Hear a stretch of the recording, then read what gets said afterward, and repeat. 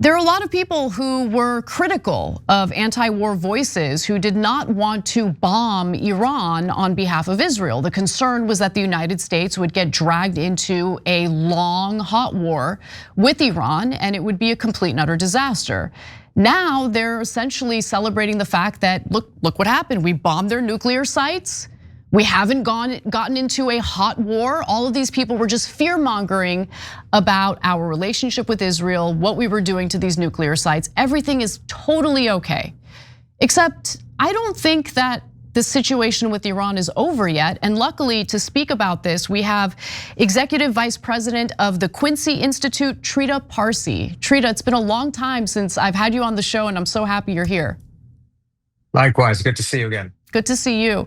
So I want to talk about Lebanon in just a moment, but let's focus on Iran for a second, because I am curious, what your analysis is in regard to our future with Iran, the likelihood that we might go back into Iran, because I certainly know the Israeli government is pushing for it. Certainly, and I think an honest assessment of the situation and the war that Israel started on 13th of June is that it was an indecisive war. The Israelis, in my assessment, had three objectives, of which only one was achieved, and that was the objective of getting the US into that war. And that's the first time after more than 20 years of efforts that they managed to get the United States directly in a shooting war with the Iranians. But it didn't end up the way they wanted to, though, because they wanted the US to go in all in and take out as much of Iran's conventional forces as possible. Instead, what Trump did is that he did a one-off, a strike against the nuclear program, and then he ended it. I think it's fair to say that Trump likes or perhaps even loves military strikes, but is really very hesitant about going into a larger war. The two other objectives that they had, though, were failures.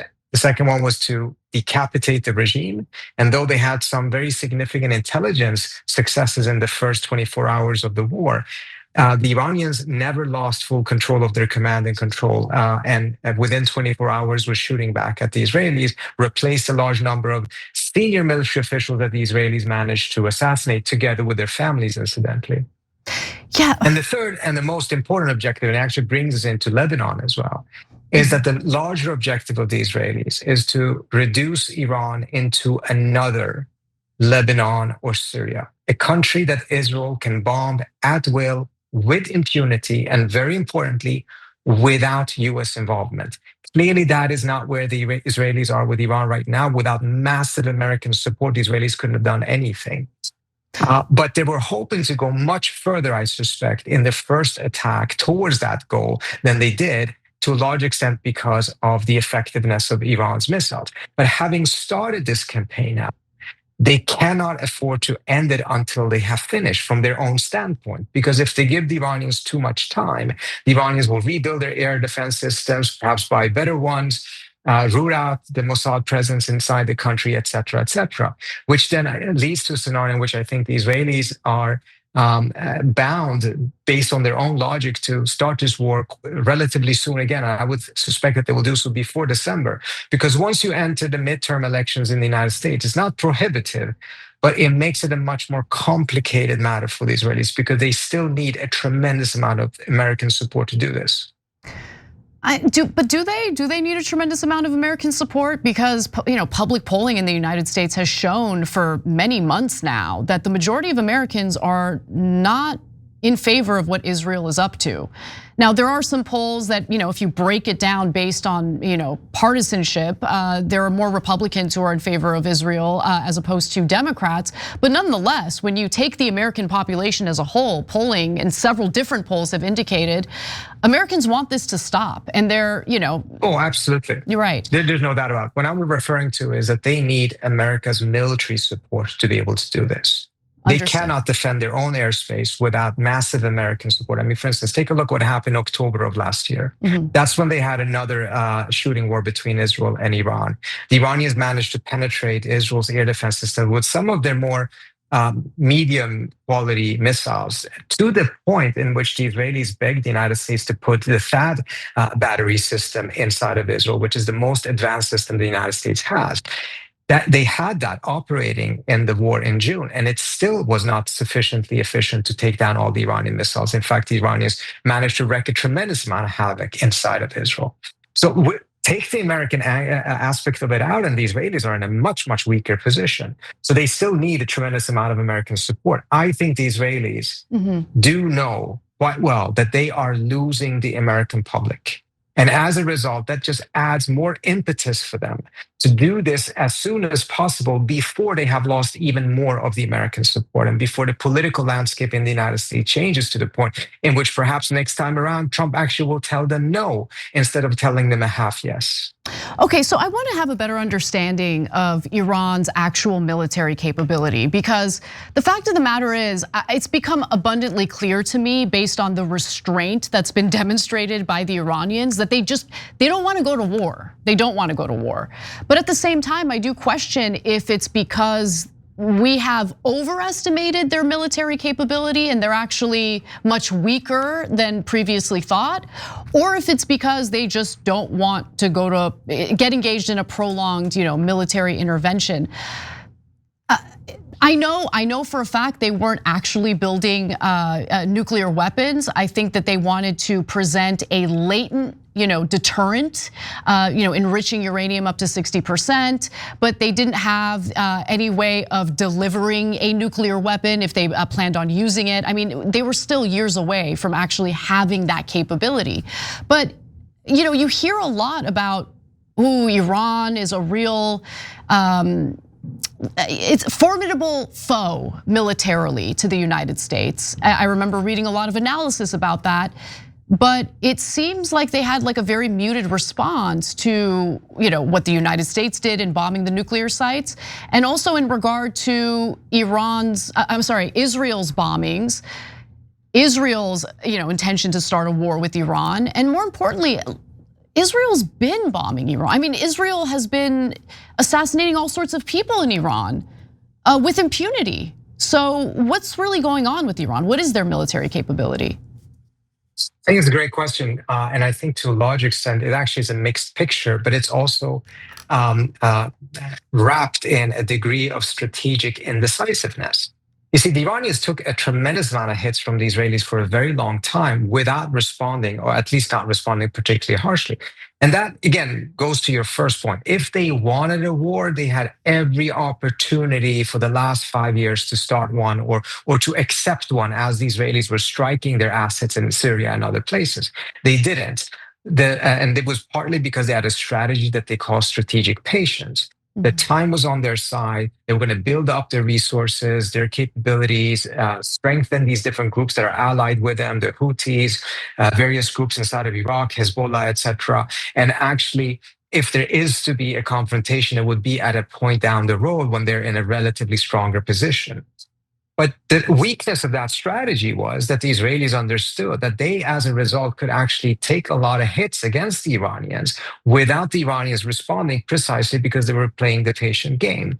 And over the course of several years, we saw how the Israeli attacks against Iran became increasingly bold and increasingly testing every red line the Iranians had presumably put in place, including attacks inside of Tehran, etc. And the one attack that they did that essentially changed the equation was when they struck the consular section of the Iranian embassy in Damascus. That's technically Iranian territory. Then the Iranian responded. But again, the response was one in which they showed what they could do, but without escalating further. And that was not in any way, shape, or form going to deter a country like Israel who wanted a war.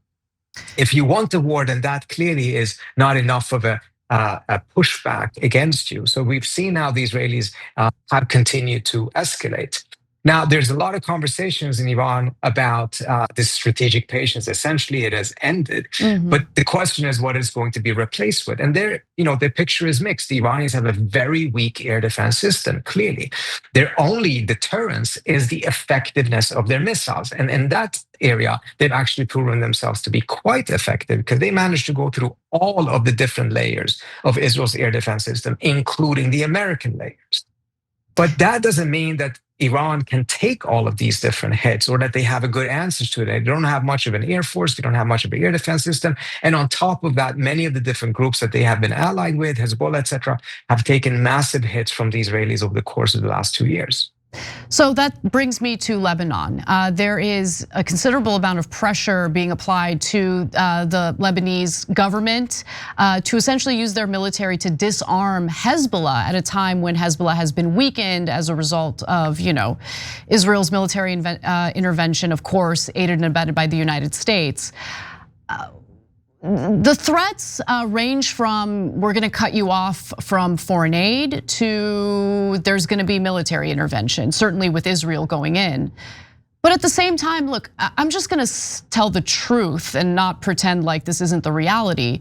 Disarming Hezbollah is not going to bode well for the sovereignty of Lebanon. Especially when you have these far-right members of the Israeli government. I mean, the Likud party in their charter clearly believes in the Greater Israel Project. They want to annex more land from places like Lebanon. I don't think they even hide that. And so I'm not trying to defend a militant group per se, but I also know the threat to Lebanon's sovereignty if Hezbollah is effectively disarmed. Is my analysis correct here, or is there something I'm missing? I think by and large is correct. I mean, on the one hand, Hezbollah wasn't sufficiently strong to deter Israel from attacking in the first place, but it was sufficiently strong to deter the Israelis from having a land invasion of Lebanon. They did wreak a tremendous amount of damage on Lebanon, particularly southern Lebanon. But going in with land troops deep into Lebanon, they learned their lesson from 2006 and they stayed away from that. You take away Hezbollah, then essentially Lebanon has no defense. This is partly Hezbollah's own fault, right? You created the state within the state and it actually made sure that the rest of the state is relatively weak. But it is also the fault of Western powers and the United States, who never wanted Lebanon to actually have a national military that could deter Israel. It should exist and be sufficiently strong to be able to take out Hezbollah, but never pose a challenge to Israel. That's amazing. That's an incredible. So the Lebanese are in a completely, tremendously unenviable position in the sense that some of them are very angry at Iran because of Iran's interference. But on the other hand, you have the Saudi, American, and other interference that is also trying to ensure that Lebanon is kept so weak that it will never pose a challenge to the Israelis. And one thing that is never asked in Western media is it always asks, how can Israel live in that neighborhood? Is a tough neighborhood. How are other countries in the region supposed to live next to a country that is currently committing a genocide, whose population and society by and large are in favor of that genocide? How are they supposed to have any safety living next to Israel? That is never asked. And that is at the very core of what Lebanon is dealing with right now. I can fully understand that there's a lot of Lebanese that are very, very angry at Iran because of Iran's dominant role in Lebanon.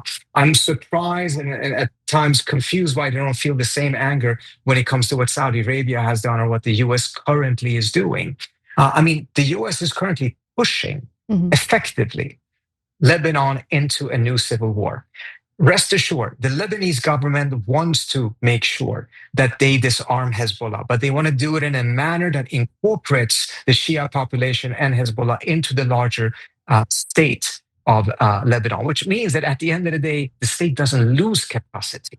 What the US seems to be pushing for right now is to essentially not disarm, but destroy Lebanon's capacity through Hezbollah to have any deterrence against Israel. That's exactly and that right. push is putting the Lebanese on the brink of a civil war. They've already suffered through that back in the 70s and 80s. And this is just an absolutely disastrous policy also from the US's own national interest.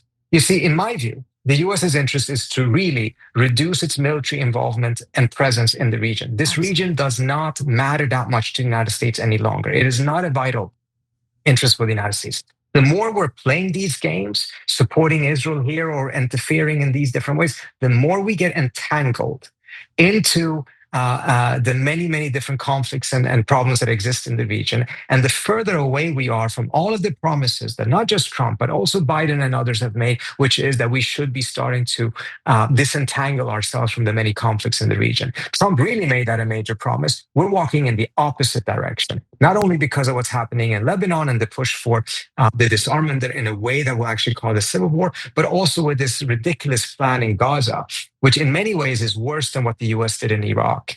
Because in Iraq, as bad as that was, we didn't do any ethnic cleansing. We were not, moving 2 million people here and there or moving them around to create a different state, nor did we think that any project of democratization first started with the complete destruction of Iraqi society or the state. That's not the way it was done. And this is not a defense of the Iraq war, and anyone can look at my record, how critical I've been about that. But what is happening in Gaza now is in many ways worse and will deepen America's involvement and entanglement in the region that is exactly the opposite of what the Trump administration promised. I mean, it's a stain on the United States that we are aiding and abetting a genocide. That I just, plain and simple.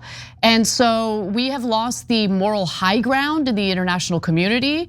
Any claim of other countries engaging in human rights abuses or any criticism of even Vladimir Putin and the illegal war against the Ukrainians and their sovereignty. I mean, who are we to go around judging the actions of other countries when, again, we are aiding and abetting a genocide in Gaza?